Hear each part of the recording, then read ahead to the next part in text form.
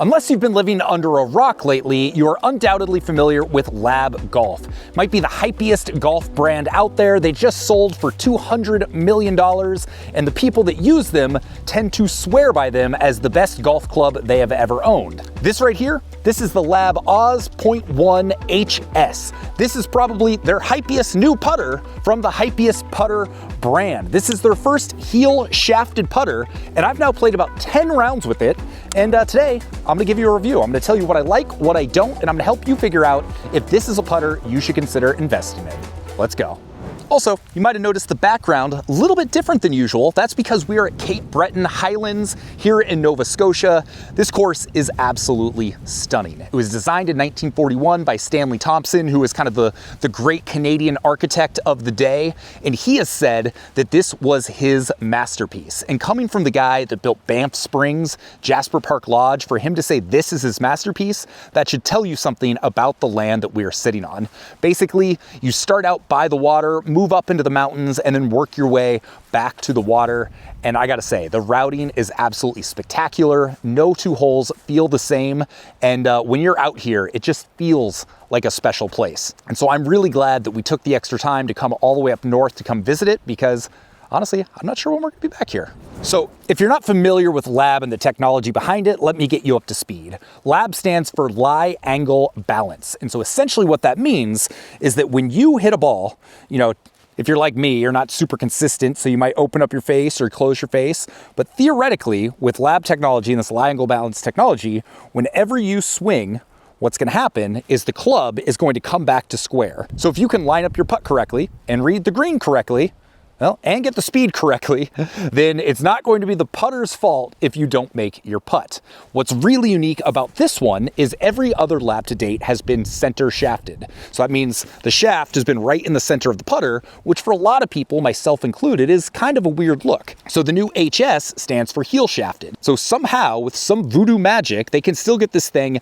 lie angle balanced without having this right in the center of the shaft. So this is the third LAB putter I have used. I used the DF3 for about 4 months, and then I used the MEZ 1 for about 6 months after that. With the DF3, I found it super stable, and it did a great job of rolling in those like 10-foot or less putts. Like if you're trying to line everything up and you're trying to make more putts from a short to mid-range distance, it is excellent. The downside I found with the DF3 in particular is I have a tough time with lag putts. I still haven't really been able to dial in the distance when it comes to longer putts. I've had a better experience with the MEZ. Still not like the absolute best lag putting putter I have ever used, but certainly better. This one, for me personally, has been the best of the bunch. The feel on the face is a little bit softer, which I like, but still not quite as soft as I'd like it to be. But long range putts, I've had a much easier time getting them close than I have with either of the other two LAB putters. And the best part is that it does still inspire confidence with those shorter range putts, but in my personal experience, I found that maybe not quite as much so as the others. So if you're looking for a more well-rounded putter, I feel like this is it. If you're looking for the absolute most rock solid, you know, put it on a straight line like 10, 15 feet and in, either the MEZ or the DF3 I found to be a little bit better. But if you're looking for one that can still do a very good job of keeping those putts on line while also giving you slightly better distance control, then I think this is the one to look at. So an alternative to this that I've been using this year that I did not expect anything out of is the PXG Bat Attack ZT. So that is their zero torque putter. I also want to make clear when it comes to, are these things actually zero torque? I don't really know. I'm not that scientific. I'm gonna let other people do those tests, but this PXG has truly surprised me. In my experience, it's given me the confidence with my shorter putts, but it's also, more importantly, given me a lot more confidence on my longer lag putts than any of the LAB putters that I've used. Also want to stress, like, there is no one best putter. It is whatever the best putter is for you, and any of these are excellent putters. But I found in my experience using the PXG, I have gained 3 strokes on average per round against a 10 handicap, which is what I am. With this, I've been gaining like 1 to 2 strokes. So still both very good, still both have improved my putting, but for me personally, the PXG has performed a little bit better. I can't say that that's what I expected to happen, but that is what the numbers have shown me. So another piece of good news, bad news with this putter. It is one of the most customizable putters out there. So you can literally do everything from change the grip, to change the shaft, to change the head, the weights, the colors. You can do just about everything.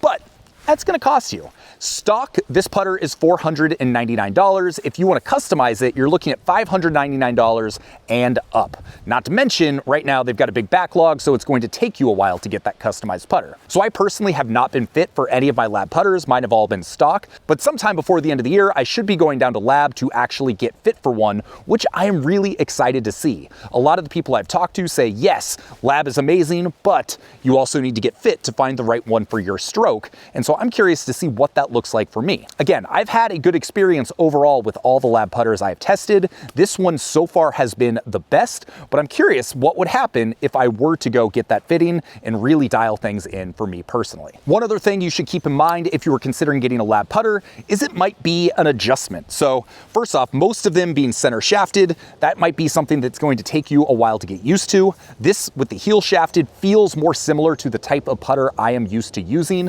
but also most of the grips have a forward press, so that's another thing that could take you a little while to get used to. You know, the fact it's zero torque, lie angle balance, that can take some getting used to. So if you do decide to switch to a LAB, I wouldn't necessarily expect miracles overnight, but as with any club, the more comfortable you get with it, the better your results are gonna be.